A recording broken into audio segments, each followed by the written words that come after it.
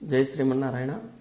సుదర్శనవాణి వాస్తుకు సంబంధించినటువంటి యూట్యూబ్ ఛానల్కి స్వాగతం.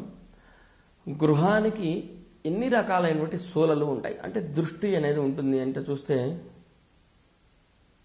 మన గృహానికి ముఖ్యంగా 5 రకాలు శూలలు ఉంటాయి. వాటిని మనం పంచశూల అంటాము.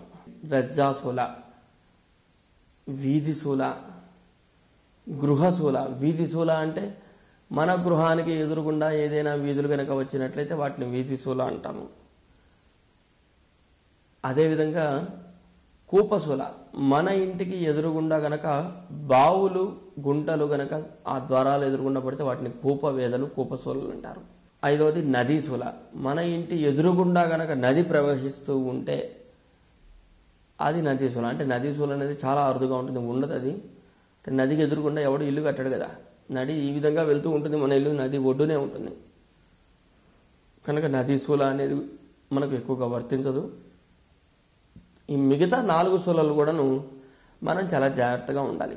గృహశూల, ఎదురు ఇంటి యొక్క దూలాలు గనక మన గృహంలో ఏర్పాటు చేస్తే దానిని గృహశూల అంటారు. అంటే దూలాలంటే ఇప్పటి కాలంలో దూలాలు ఉన్నట్లేదు కాబట్టి ఎదురు ఇంటి యొక్క మూలలు గనక మనకు తగిలితే, మన ద్వారాల్లో కానీ కిటికీల్లో కానీ పడితే దానిని ఈవెన్ మధ్యలో ప్రహరీ ఉన్న దానిని గృహశూల అంటారు.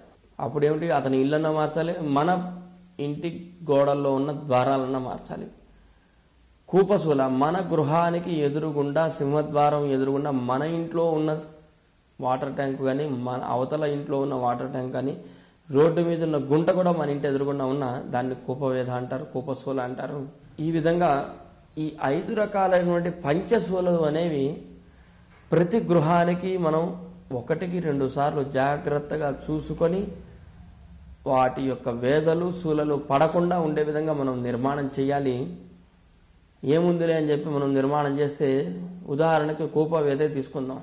ఇంటి ఎదురుగుండా గుంట ఉంది, ఏముందిలేండి ఇదొక నమ్మకం కాదు, అందరూ నమ్ముతున్నారు, కూపవేద ఉంటే ఏమైందని చెప్పి మనం గుంట ఒకటి ఉంది కదా అని చెప్పి అట్లాగనే ఉంచామనుకోండి, పొద్దున్నే లేచేసరికి మనం ఆ గుంట చూస్తాము, అనుకోకుండా ఆ గుంటలోనే మనం ఎప్పుడో పడిపోతాం.